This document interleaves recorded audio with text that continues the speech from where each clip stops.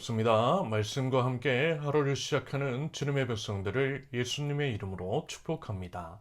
2024년 5월 31일 금요일 오늘 주신 말씀은 사도행전 14장 1절부터 18절까지입니다. 바울과 바나바는 이고니온에서도 이전과 마찬가지로 유대 사람의 회당에 들어가서 말하였다. 그래서 유대 사람과 그리스 사람이 많이 믿게 되었다. 그러나 마음을 돌이키지 않은 유대 사람들이 이방 사람들을 선동해서 믿는 형제들에게 나쁜 감정을 품게 하였다. 두 사도는 오랫동안 거기에 머물면서 주님을 의지하여 담대하게 말하였다. 주님께서는 그들의 손으로 표징과 놀라운 일을 행하게 하셔서 그들이 전하는 은혜의 말씀을 확증하여 주셨다. 두 도시 사람들은 두 편으로 나뉘어서 더러는 유대 사람의 편을 들고 더러는 사도의 편을 들었다. 그런데 이방 사람들과 유대 사람들이 그들의 관원들과 합세해서 바울과 바나바를 모욕하고 돌로 쳐 죽이려고 했다. 사도들은 그것을 알고 루가니오와 지방에 있는 두 도시 루스드라와 더베와 그 근방으로 피하였다. 그들은 거기에서도 줄곧 복음을 전하였다. 루스드라에 발을 쓰지 못하는 지체 장애인 한 사람이 앉아 있었다. 그는 나면서부터 못 걷는 사람이 되어서 걸어본 적이 없었다.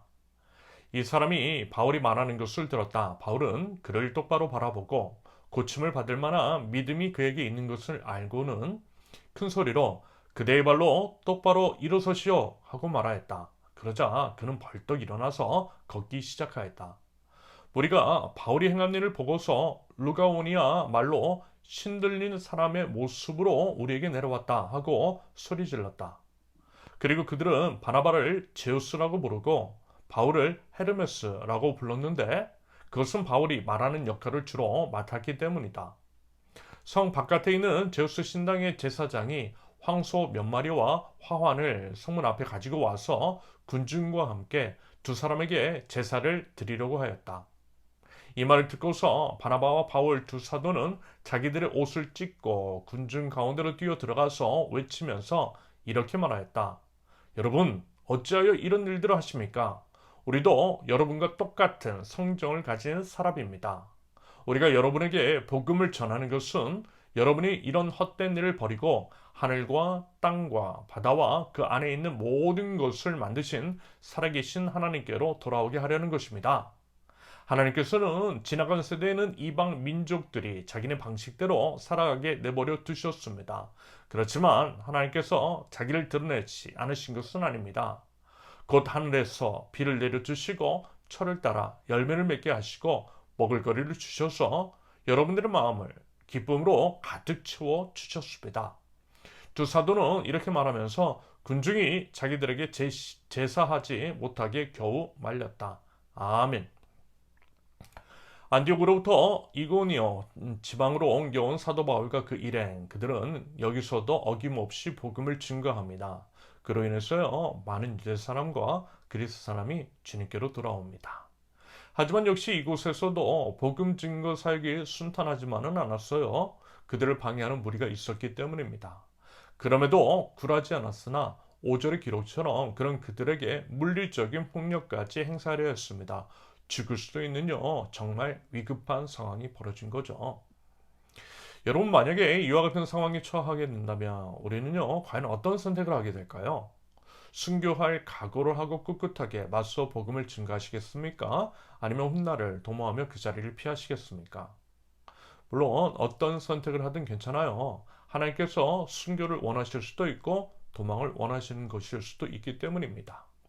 그것은요, 남이 함부로 판단할 것은 아니고요, 각자가 알아서 하나님 안에서 양심껏 판단, 결정, 행동하면 되는 것입니다. 그러면서 이제 중요한 것은 이것이겠죠. 하나님의 뜻이 무엇이냐 하는 것입니다.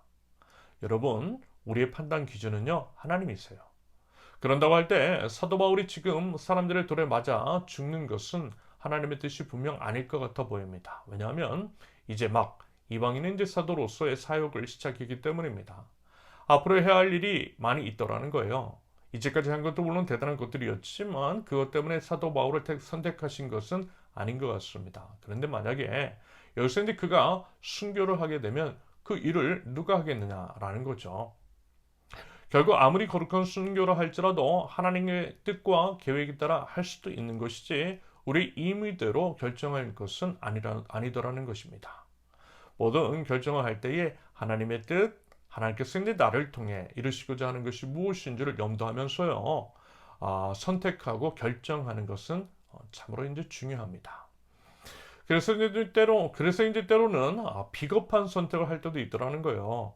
이런 이유로 이번에 사도 바울은 미리 이제 도망갔던 것 같습니다.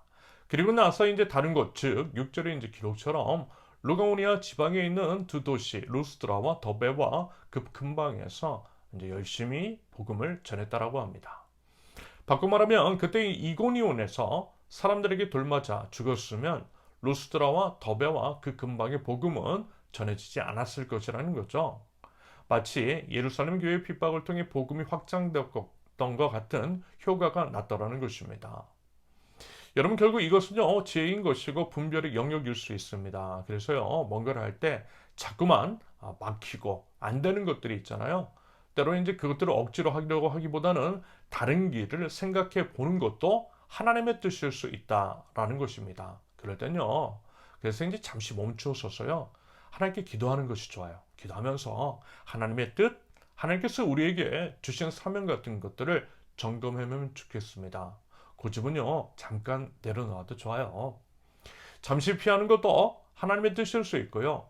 그것들을 통해 하나님께서 새 일을 시작할 수도 있기 때문입니다. 괜히 이제 고집을 부리다가 더 좋은 일, 하나님께서 이제 보여주시는 그 새 길을 보지 못할 수도 있더라는 점을 여러분 꼭 유의하실 수 있기를 바랍니다. 이고니온으로부터 루스드라로 도망쳐 나온 사도 바울과 바나바, 그들은요, 복음 증거자로서 그곳에서도 변함없이 열심히 복음을 전했어요. 그러면서 이제 하루는 길을 지나는데 지체 장애인 한 사람을 발견합니다. 태어나면서부터 지체 장애가 있는 불쌍한 사람이었어요. 그 사람이 이제 말하자면 사도 바울을 주목해서 보았던 것 같습니다. 그런 그를 또한 사도 바울도 보았고요. 그 사람 안에 고침을 받을 만한 믿음이 있다라고 하는 것을 알고 10절과 같이 그 지체 장애인을 향해 나음을 선포합니다. 그러자 마치 과거인적 성전 미문에 앉아있던 하반신 지체 장애인을 고쳐주었던 사도 베드로, 그때와 이제 비슷한 고침의 역사가 일어났더라는 거죠. 그러면 여러분, 여기서요, 그 지체 장애인이 고침을 받은 이유, 그것은 과연 무엇 때문이었습니까? 방금 말씀을 드렸듯이요, 믿음 때문이었어요. 그 사람 안에 믿음이 있었고 사도 바울도 그것을 알아볼 만큼 믿음을 보였으며 그 믿음을 통해 우리 하나님께서 사도 바울을 사용하시어 믿음의 역사를 일으켜 주신 것입니다. 맞아요, 여러분. 믿음이 있으면요, 하나님의 능력이 일어납니다. 물론 이제 지금은 다른 방식, 성경에 기록되어 있는 예전처럼 지체 장애인이 벌떡 일어나는 일은 드물게 일어날 수 있지만 그런 일이 전혀 없다라고는 단정지어 말할 수 없고요. 그와 비슷한 맥락의 일들, 즉 하나님께서 하셨다라고 밖에는 설명이 되지 않는 일들이 지금도 분명히 여기저기 곳곳에서 일어나고 있더라는 것입니다. 그것은요, 결국 해석의 영역입니다. 마주하는 것들을요, 그렇게 해석할 수 있더라는 것입니다. 저와 우리 세우는 교회만 하더라도 하나님이 반드시 책임져 주신다라고 하는 믿음이 있었을 때에 그 믿음을 보신 우리 주님께서 지금까지 원만하게 인도해 주신 것이 아닐까라고 하는 생각을 해보았습니다. 더더군다나 요즘 같은 세상에, 그것도 카톡방에 몇 명 모여서 시작한 우리 세우는 교회였는데 말입니다. 여러분 놀랍지 않아요? 저는요, 우리 교회를 보면 우리 교회가 이제 세워져 가는 과정을 보면요, 하나님의 손길, 믿음의 역사를 보게 됩니다. 그래서 여러분, 우리 더욱더 믿음으로 우리 주님께 나아가면 좋겠습니다. 아무튼 이렇게 믿기 힘든 일, 즉 지체 장애인이 나음을 받은 일이 일어나자 한바탕 소동이 벌어졌다라고 합니다. 당연히 이제 그럴 수밖에요. 그래서요, 사람들이 이제 바나바를 제우스라고, 바울을 헤르메스라고, 그들이 이제 믿는 신처럼 바나바와 바울을 대접하려고 합니다. 신이라는 것이고요, 신처럼 그들을 예배하려 했다라는 것입니다. 하지만 그들은 당연히 그것들을 만류하고 거절합니다. 똑같은 사람일 뿐이라고 일축하며 자신들을 위한 예배를 드리지 못하게 해요. 그러면서 오직 하나님만을 바라보도록 그렇게 이야기합니다. 물론 이와 같은 행동이 우리는 당연하다라고 생각을 하지만 당연하지 않을 수도 있어요. 오히려 이런 것들을 교묘하게 이용하는 자들도 적지가 않기 때문입니다. 이단 집단은 물론이고요. 소위 정통 기성교회 안에 있는 자들 중에서도 이와 같은 유혹에 넘어가는 자들이 적지 않은 것을 여러분 보셨을 것입니다. 본인이 하나님 노릇을 하더라는 거예요. 그리고 여러분, 그러면 이제 저라고 안 그러겠어요? 아니요, 저도 어떻게 될지 모릅니다. 저도 연약한 사람이고요. 언제든 넘어질 수 있음을요, 인정합니다. 그래서요, 여러분 우리에게 필요한 것은 십자가죠. 십자가 위에서 우리 자신을 부인하는 것.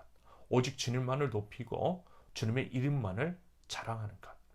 십자가 위에서 죽고 오직 그리스도께서만 살아계시게 하고 그리스도께서만 영광을 받으시도록 할 때에 하나님께서 그런 우리의 삶을 기뻐하시고 그런 우리의 삶을 통하여서 일하여 주실 줄로 믿습니다. 부디 하나님 앞에서 마땅한 본분을 지키며 하나님 나라 복음을 온전히 증거함으로써 하나님 나라를 차근차근 세워나갈 줄 아는 하나님 나라 백성들, 저와 여러분들 이실 수 있기를 예수님의 이름으로 축원합니다. 함께 기도합니다.